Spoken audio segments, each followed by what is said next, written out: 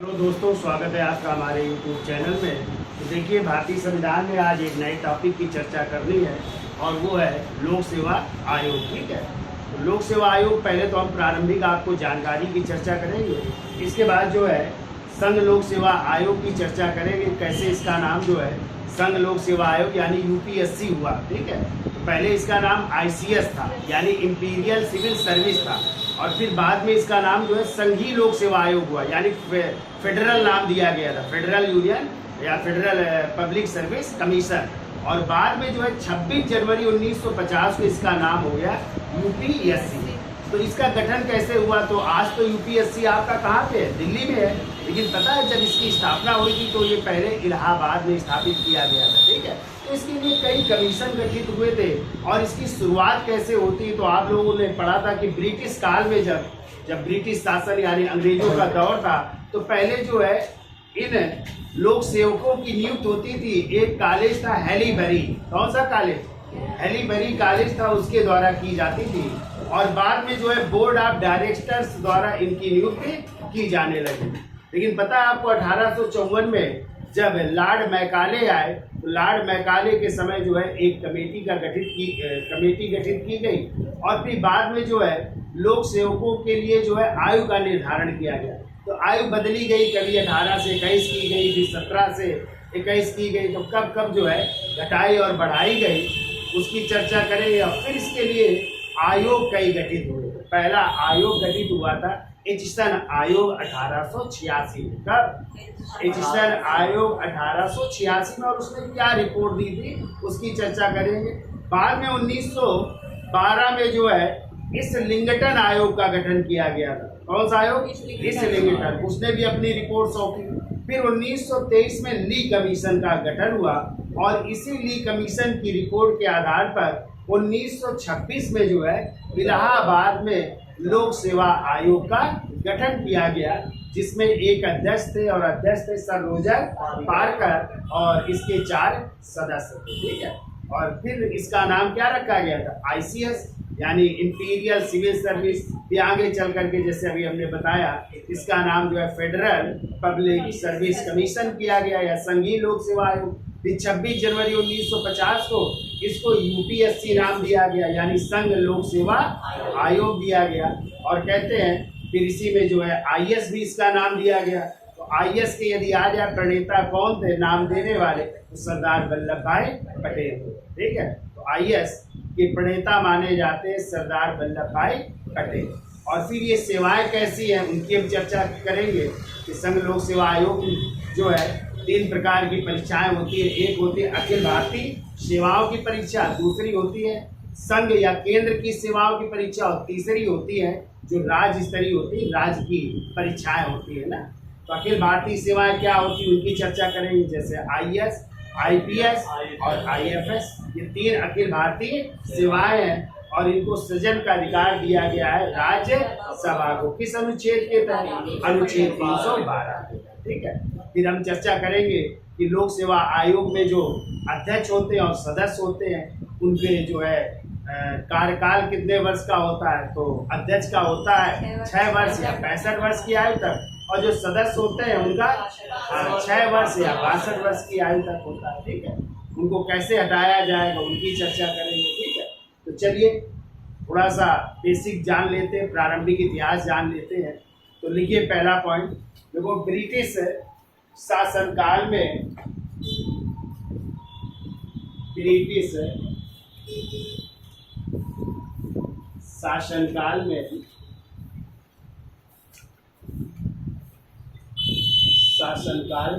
लोक सेवकों की नियुक्ति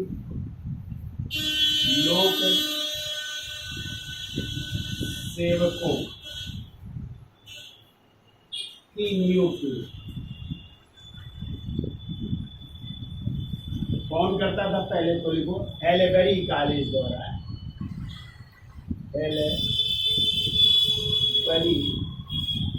कॉलेज जो ब्रिटेन में था उनके द्वारा नियुक्त होते थे। हैलीबरी कॉलेज और बोर्ड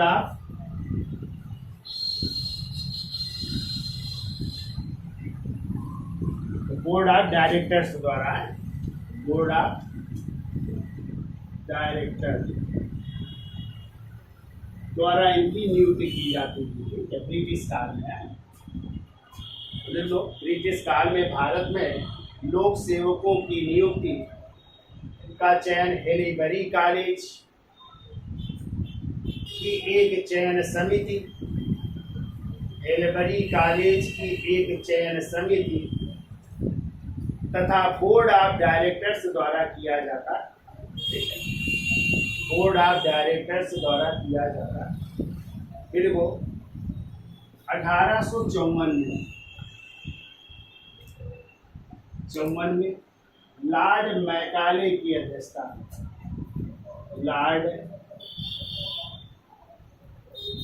मैकाले की अध्यक्षता,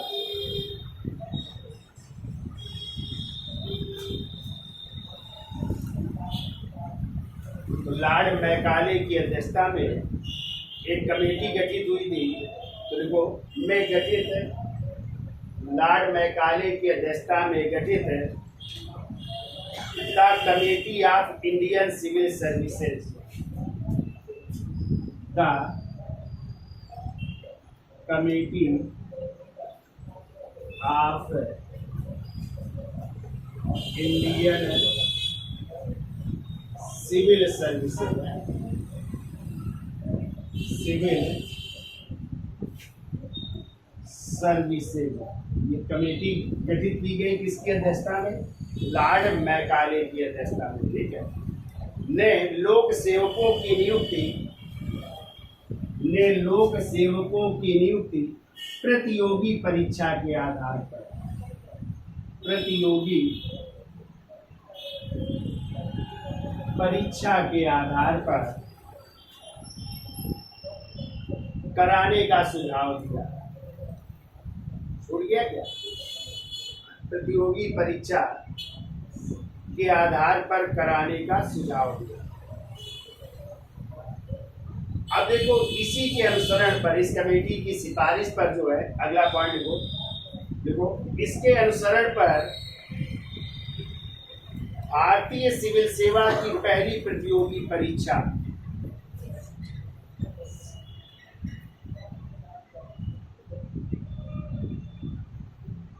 भारतीय सिविल सेवा परीक्षा, भारतीय सिविल सेवा की पहली प्रतियोगी परीक्षा 16 जुलाई 1855 को लंदन में आयोजित की गई। लंदन में क्या हुई? प्रतियोगी परीक्षा हुई पहली है, प्रतियोगी परीक्षा। यानी अब कहा गया कि एग्जाम होगा और उसी एग्जाम में जो कोई क्वालिफाई होगा वही जो है अब लोक सेवक में भर्ती किया जाएगा। तारीख 16 जुलाई 1855 में लंदन में आयोजित की गई, लंदन में आयोजित की गई। और आयु सीमा लिख लो, आयु सीमा क्या निर्धारित की गई? देखो, और आयु सीमा 18 से 23 वर्ष निर्धारित की गई। 18 से 23 वर्ष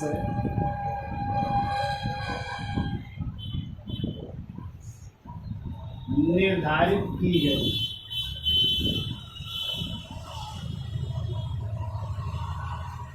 अठारह से 23 वर्ष निर्धारित की। फिर देखो चेंज हो रही है। फिर आयु देखो 1860 ईस्वी में, देखिए 1860 ईस्वी में अधिकतम आयु सीमा को, अधिकतम आयु सीमा को 18 से 22 वर्ष कर दिया गया। कितना कर दिया गया? देखो 1 वर्ष और घटा दिया गया, 18 से 22 वर्ष कर दिया गया। ठीक है, फिर देखो 1865 में, 1865 ईस्वी में फिर अधिकतम आयु सीमा को जो है 18 से 21 वर्ष कर दिया गया और कम कर दिया गया 1 वर्ष, ठीक है। 18 से कितना कर दिया गया, 21 वर्ष कर दिया गया, ठीक। ये देखो 1866 में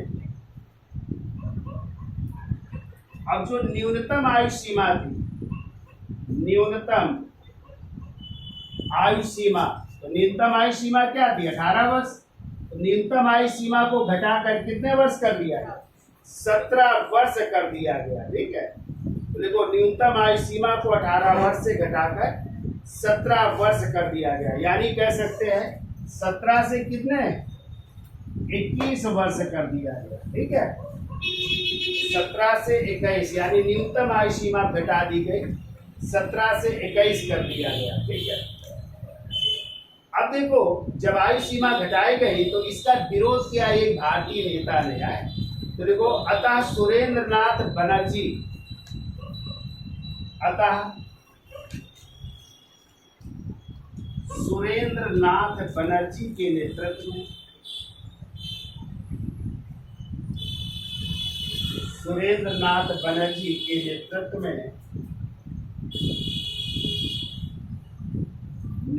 में इसका विरोध किया गया, यानी न्यूनतम आयु सीमा का विरोध किया गया, इसका विरोध किया गया,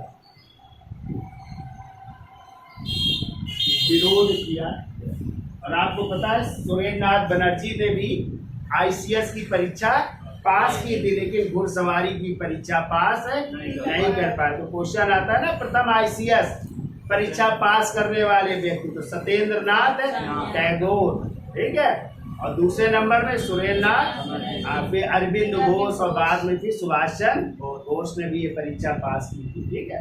अब देखो इसके लिए आयोग गठित हो रहे हैं, ठीक है, सुधार के लिए। तो पहला आयोग गठित हुआ एचिसन आयोग गठित हो रहा है 1886। तो इसका स्क्रीनशॉट ले लो, फिर आगे चलते हैं।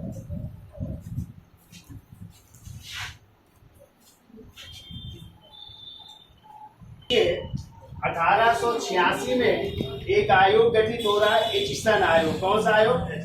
और इस समय 86 की बात है, तो पता है इस समय भारत के जो वायसराय थे, तो भारत के वायसराय है इस समय, जिनका नाम है लॉर्ड डफरिन। क्या नाम है? नाम सुना है डफरिन का? इन्हीं के समय भारतीय राष्ट्रीय कांग्रेस की स्थापना हुई थी ना, 28 दिसंबर 1885 को, ठीक है। और इन्हीं वायसराय ने जो है किसकी अध्यक्षता में, तो देखो इस आयोग के अध्यक्ष है चार्ल्स एचिसन है, चार्ल्स एचिसन की अध्यक्षता में इस आयोग का गठन किया, ठीक है। अब इस आयोग ने क्या सुझाव दिया, तो इन्होंने सुझाव दिया कि जो है इंग्लैंड और भारत में, इंग्लैंड और भारत में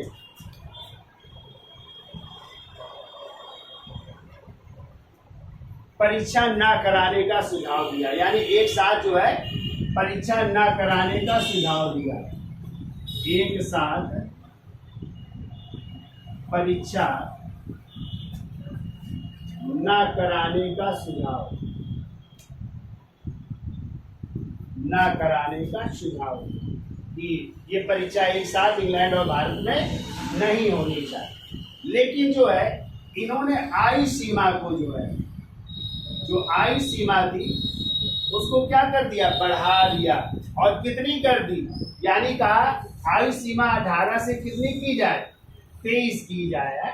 1823 वर्ष आयु सीमा बढ़ाने का सुझाव दिया। और इस तरह फिर 1892 ईस्वी में, 1892 ईस्वी में आयु सीमा कितनी निर्धारित कर दी गई, 18 से 23 वर्ष निर्धारित कर दो, ठीक है। कब कर दी गई, 1892 में 18 से 23 वर्ष जो है सीमा निर्धारित की गई। तो सुझाव ये किसने दिया, एचिसन आयोग ने। इतनी चीजें याद रखना है। यानी इस समय भारत के वायसराय कौन थे, लॉर्ड डफरिन। इसकी अध्यक्षता में आयोग गठित हुआ, चार्ल्स एचिसन की अध्यक्षता में। क्या इस आयोग ने सुझाव दिया, कि इस लोक सेवक की जो परीक्षा है वो एक साथ ना तो इंग्लैंड में होगी ना भारत में ना कराने का सुझाव दिया। लेकिन उन्होंने आयु सीमा जो है 23 वर्ष करने का सुझाव दिया और 1892 में इन्हीं के सुझाव में आयु सीमा कितनी कर दी गई, 18 से 23 वर्ष निर्धारित कर दी। ठीक है, फिर इसके बाद देखो एक और आयोग गठित हो रहा है और वो है 1912 में। तो अगला आयोग लिख लो, ये भी सिंगटन आयोग है। इस लिंगटन आयोग इस लिंगटन आयोग गठित हो रहा है और ये कब गठित हो रहा है, 1912 में गठित हो रहा है। ठीक है, अगली हेडिंग डाल लो, इस लिंगटन आयोग 1912। ठीक है, अब देखो ये 1912 की बात है तो इस समय भारत के वायसराय कौन है, तो लिखिए पहले तो भारत के वायसराय, और इस समय भारत के वायसराय लॉर्ड हार्डिंग द्वितीय है। कौन है, लॉर्ड हार्डिंग द्वितीय। और आपको पता है 1911 में दिल्ली दरबार जब हुआ था उस समय भी यही थे कि दिल्ली जब राजधानी परिवर्तित हुई थी 23 दिसंबर 1912 को, तो यही तो थे लॉर्ड हार्डिंग द्वितीय जब दिल्ली में प्रवेश कर रहे थे। चांदनी चौक में इन पर बम फेंका गया था ना, लेकिन ये बच गए थे। तो बम फेंकने की योजना किसने बनाई थी, रासबिहारी बोस और सचिन नाथ सान्याल। फिर जब गिरफ्तारी का वारंट हुआ तो वो जापान चले गए थे ना। तो 4 लोगों को फांसी की सजा हुई थी ना, दिल्ली षड्यंत्र केस का मुकदमा चला। हमने ट्रिक बताई थी ए स्क्वायर, तो कौन थे ए स्क्वायर, अमीनचंद और अवध बिहारी। और बी स्क्वायर में बसंत विश्वास। 4 लोगों को फांसी की सजा हुई। ठीक है, अब देखो तो लॉर्ड हार्डिंग है और आयोग का नाम क्या है, इस लिंगटन आयोग। अब इसने क्या सुझाव दिया, तो लिख लो सुझाव। इन्होंने देखो विरोध किया था, इन्होंने कहा नहीं, सिविल सेवा की परीक्षा भारत और इंग्लैंड में एक साथ क्या होने का सुझाव दिया। ठीक है, तो देखो आईसीएस की परीक्षा भारत और इंग्लैंड में एक साथ लेने का सुझाव। आईसीएस की परीक्षा भारत और इंग्लैंड में, भारत और इंग्लैंड में एक साथ लेने का सुझाव।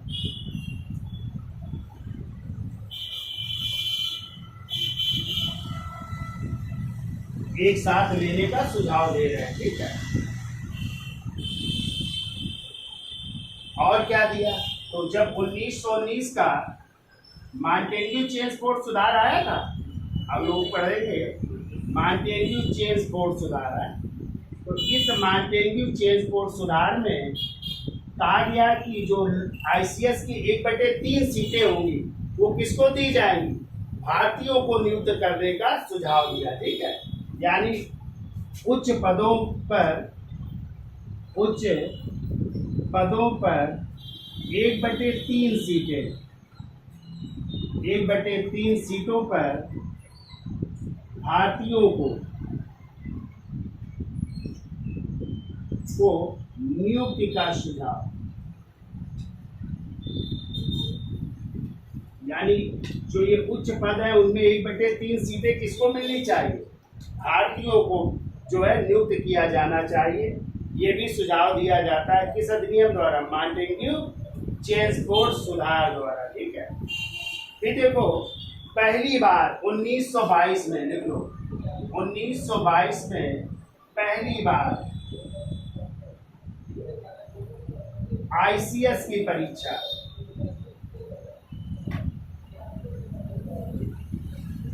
आईसीएस की परीक्षा एक साथ, देखो एक साथ हो रही है भारत और इंग्लैंड में है, भारत और इंग्लैंड में कराई गई। ठीक है, भारत और इंग्लैंड में एक साथ हो रही है परीक्षा कब, 1922 में। ठीक है, और कभी आ जाए उत्तर भारत से आईसीएस की परीक्षा पास करने वाले प्रथम व्यक्ति कौन थे, तो शादीलाल अग्रवाल थे, 2002 में इन्होंने ये परीक्षा पास की थी, ठीक है। लेकिन कहते हैं ट्रेनिंग के बाद जो है उन्होंने फिर इस नौकरी को छोड़ दिया था, ठीक है। अब इन दो आयोगों के बाद एक आयोग गठित होगा, ली आयोग। कौन सा आयोग? ली आयोग। तो इन दोनों को लिख लीजिए, इसके साथ ले लो, फिर आगे चलते हैं।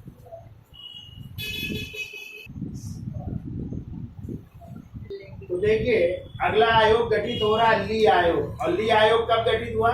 1923 में, ठीक है। और देखो 1923 में इस समय जो है भारत के वायसराय है, देखो भारत के वायसराय, तो इस समय भारत के वायसराय लॉर्ड रीडिंग है। कौन है? Lord reading.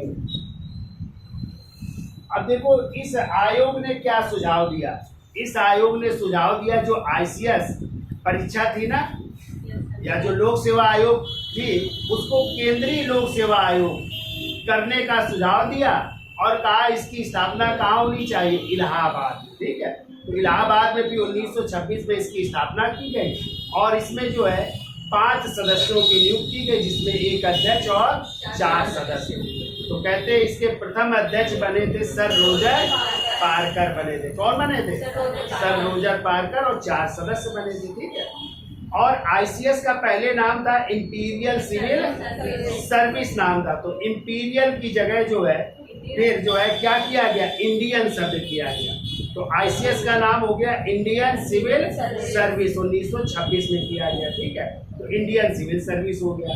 फिर जब 1935 का भारत शासन अधिनियम आया तो इसका नाम कर दिया गया संघीय लोक सेवा आयोग, यानी फेडरल पब्लिक सर्विस कमीशन कर दिया गया, ठीक है। फिर जब आपका संविधान लागू हुआ कब? 26 जनवरी 1950 को, तो सरदार पटेल के प्रयासों से इसका नाम भी यूपीएससी यानी यूनियन पब्लिक सर्विस कमीशन यानी संघ लोक सेवा आयोग कर दिया गया। और यही सरदार पटेल थे जिन्होंने आईसीएस परीक्षा का नाम क्या कर दिया गया था? आईएएस करने का सुझाव दिया था।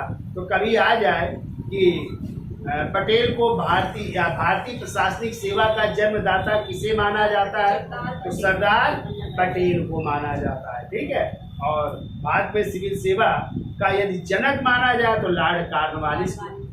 यदि भारत में सिविल सेवा का जनक पूछा जाए तो कौन माना जाएगा? लॉर्ड कॉर्नवालिस को माना जाता है। और भारत में जो है लोक सेवकों की कितनी श्रेणियां? 3। एक होती है अखिल भारतीय सेवाएं, एक होती है केंद्र सरकार की सेवाएं, और तीसरी होती है राज्य सरकारों की सेवाएं होती है। तो सबकी हम चर्चा करेंगे, ठीक है। तो देखो इस आयोग के सुझाव पर, इस आयोग के सुझाव पर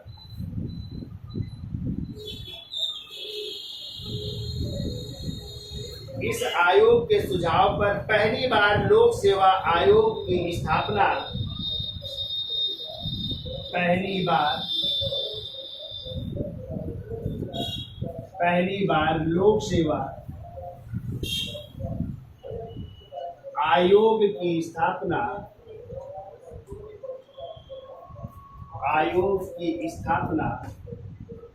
केंद्रीय लोक सेवा आयोग के रूप में, केंद्रीय लोक सेवा आयोग के रूप में, लोक सेवा आयोग के रूप में 1926 में इलाहाबाद में की गई। 1926 में इलाहाबाद में की गई। कहाँ पे की जा रही है? इलाहाबाद में, ठीक है। अब देखो इसमें एक अध्यक्ष, इसमें अध्यक्ष कितने हैं? एक अध्यक्ष, और इसके पहले अध्यक्ष बने थे, लिख लो, सर रोजर पारकर है। सर रोजर पारकर इसके अध्यक्ष थे और सदस्य इसमें बनाए गए थे 4 हैं। तो 4 और एक अध्यक्ष यानी 5 सदस्यीय आयोग था। एक अध्यक्ष जिनका नाम क्या था? सर रोजर पारकर था और ये 4 अन्य सदस्य। ठीक है, अब देखो सिविल सेवा में अगला पॉइंट देखो, सिविल सेवा में इंपीरियल शब्द के स्थान पर, इंपीरियल शब्द के स्थान पर कौन सा शब्द किया गया? इंडियन शब्द है। इंडियन शब्द 1926 में किया गया, मतलब इसी समय इंपीरियल की जगह क्या किया गया? इंडियन शब्द। तो इसका नाम हो गया इंडियन सिविल सर्विस। पहले क्या नाम था? इंपीरियल सिविल सर्विस नाम था। तो लिख लो, सिविल सेवा में इंपीरियल शब्द के स्थान पर क्या किया गया? इंडियन शब्द का प्रयोग किया गया 1926। ठीक है, फिर देखिए अगला पॉइंट, भारत सरकार अधिनियम 1935 या भारत शासन अधिनियम, भारत शासन अधिनियम 1935 के तहत इसका नाम बदलकर संघीय लोक सेवा आयोग। तो संघीय लोक सेवा आयोग का मतलब इसका नाम था FPSC नाम था। यह का मतलब है फेडरल, क्या नाम था पहले? फेडरल नाम था, यानी फेडरल पब्लिक सर्विस कमीशन। ठीक है, तो फेडरल के स्थान पर इसका नाम क्या कर दिया गया? भारत शासन अधिनियम 1935 के तहत इसका नाम बदलकर संघीय लोक सेवा आयोग कर दिया गया। ये किया जा रहा है, क्या किया जा रहा है? संघीय लोक सेवा आयोग कर दिया गया, यानी फेडरल पब्लिक कमीशन कर दिया जा रहा है। ठीक है, लेकिन अब यूपीएससी कब किया गया इसका नाम बदल करके? तो 26 जनवरी 1950। तो लिखिए अगला पॉइंट, 26 जनवरी 1950 को, 26 जनवरी 1950 को जब आपका संविधान लागू हुआ। ठीक है, तो देखो 26 जनवरी 1950 को FPSC यानी फेडरल पब्लिक सर्विस कमीशन का नाम बदलकर या संघीय लोक सेवा आयोग का नाम बदलकर क्या कर दिया गया? UPSC कर दिया गया, यानी यूनियन पब्लिक सर्विस कमीशन, यानी संघ लोक सेवा आयोग कर दिया गया, संघ लोक सेवा आयोग कर दिया गया। तो तब से इसका नाम अब क्या हो गया? UPSC यानी संघ लोक सेवा आयोग। तो देखो 26 जनवरी 1950 को संघीय लोक सेवा आयोग का नाम बदलकर या फेडरल पब्लिक सर्विस कमीशन का नाम बदलकर क्या कर दिया गया? UPSC यानी यूनियन। और यूनियन हमें किसका बोध कराता है?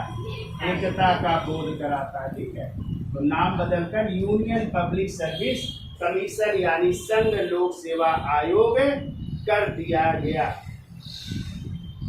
देखो, और इसका स्थान बदलकर, तो देखो स्थान भी बदला जा रहा है। तो पहले कहाँ पे था ये?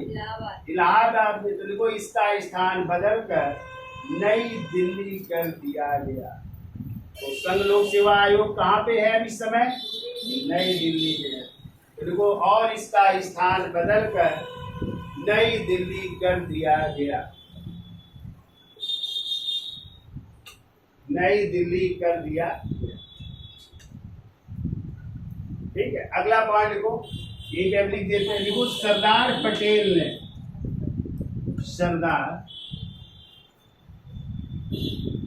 ने ICS परीक्षा का नाम बदलकर, ICS परीक्षा का नाम बदलकर क्या करने का सुझाव दिया? IAS है, करने का सुझाव दिया।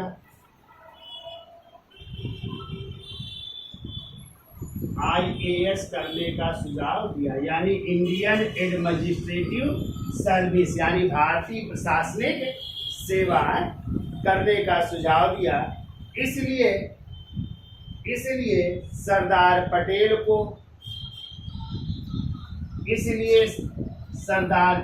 को भारतीय प्रशासनिक सेवा का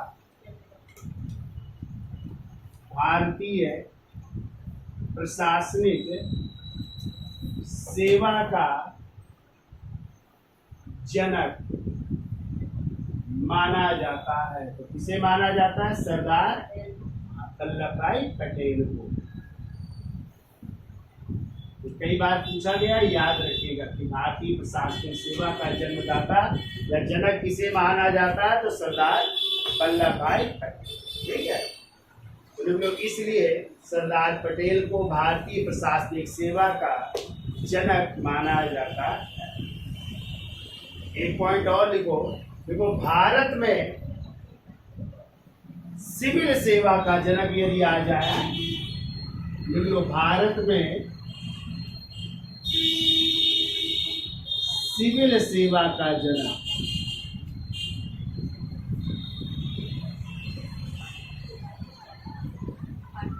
तो देखो लॉर्ड कॉर्नवालिस को माना जाता है। किसे माना जाता है? देखो लॉर्ड कॉर्नवालिस को माना जाता है। लॉर्ड कॉर्नवालिस को माना जाता है। ठीक है, अगला पॉइंट लिखिए। तो इसका स्क्रीनशॉट ले लो, फिर आगे चलते हैं। अगला पॉइंट लिखिए, लिखो भारत में लोक सेवकों की 3 श्रेणियां हैं। लोक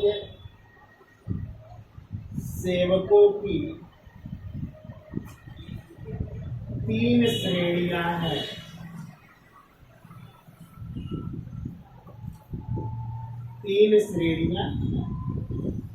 नंबर 1 लिखो, अखिल भारतीय सेवा। अखिल भारतीय सेवा, इसी को कह सकते हैं AIS।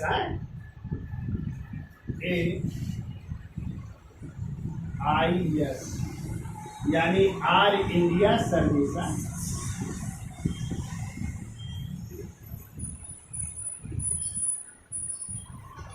तो ऑल इंडिया सर्विस है पहली। दूसरी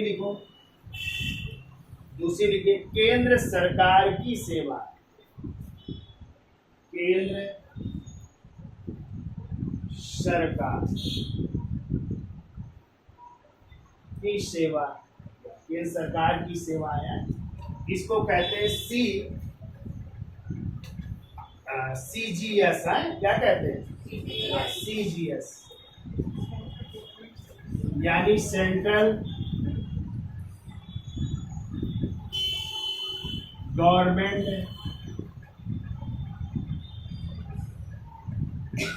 सर्विस है। सेंट्रल गवर्नमेंट की सर्विस है, यानी केंद्र सरकार की सेवा है। और तीसरी लिखो राज्य सरकार की सेवा। राज्य सरकार की सेवा, इनको कहते हैं SGS है। SGS यानी state government service.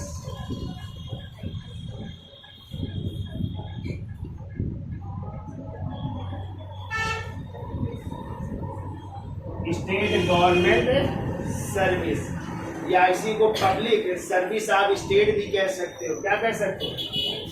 Public service of state नहीं होती है UPPSC Uttar Pradesh public service commission की परीक्षा है ना, पीसीएस की परीक्षा है, प्रोविंशियल सिविल सर्विस भी कहते हैं ना पीसीएस को। हाँ, तो ये 3 प्रकार की सेवाएं हैं, ठीक है। पहले नंबर पे अखिल भारतीय सेवा, दूसरी केंद्र सरकार की सेवा है और तीसरी है राज्य सरकार की सेवा, ठीक है। तो अब हम चर्चा करेंगे पहली कौन सी, अखिल भारतीय सेवा। और अखिल भारतीय सेवाओं की संख्या है वर्तमान में 3 अखिल भारतीय सेवाएं हैं। आईएएस यानी इंडियन एडमिनिस्ट्रेटिव सर्विस यानी भारतीय प्रशासनिक सेवा, और दूसरी है आईपीएस यानी इंडियन पुलिस सर्विस, और तीसरी है आईएफएस यानी इंडियन फॉरेस्ट सर्विस भारतीय वन सेवा, ठीक है। तो ये 3 सेवाएं अखिल भारतीय सेवाएं, और इनके सृजन का अधिकार होता है राज्यसभा को। अनुच्छेद 312 के तहत राज्यसभा क्या कर सकती है, अखिल भारतीय सेवाओं का सृजन कर सकती है। और इन अखिल भारतीय सेवाओं में जो है कैडर अलॉट होते हैं। क्या अलॉट होते हैं? तो वर्तमान में इस समय 24 कैडर है, मतलब 21 तो वैसे है प्रांतीय कैडर और 3 जो है संयुक्त कैडर। हम चर्चा करेंगे कि संयुक्त कैडर कौन कौन से हैं। तो आपको पता है जो अखिल भारतीय सेवाएं होती है, इसमें आपको केंद्र के अधीन भी नौकरी करनी पड़ सकती है और राज्यों में भी जाना पड़ सकता है। तो कैडर अलॉट होते हैं, इस राज्य में आपकी नियुक्त होगी तो जिंदगी भर भी वहीं पे आपको कार्य करना पड़ेगा, ठीक है। तो ये होती है कैसी सेवाएं, अखिल भारतीय सेवाएं होती है, ठीक है। केंद्र के अधीन के भी नौकरी करोगे और राज्यों के अधीन भी नौकरी करेंगे, ठीक है। तो इन डिटेल में चर्चा करेंगे। और दूसरी जो होती है सेंट्रल गवर्नमेंट की सेवाएं, ठीक है। तो सेंट्रल गवर्नमेंट की सेवाएं जो होती है, जो केंद्र के अधीन ही रह करके आप सेवा करोगे, जैसे आईएफएस इंडियन फॉरेस्ट सर्विस, तो फॉरेन मतलब विदेश सेवा। तो विदेश सेवा भेजने का अधिकार किसको पास है, सेंट्रल के पास। जैसे राजस्व सेवा हो गई, बहुत सारी पोस्टल सेवाएं हो गई, डाक सेवाएं हो गई, ठीक है। तो बहुत सारी केंद्र सरकार की सेवाएं होती है, तो केंद्र के अधीन ही आपको रहना पड़ेगा, ठीक है। और तीसरी होती है कौन सी सेवा, राज्य सरकार की सेवा। यहाँ पे आप राज्य जो है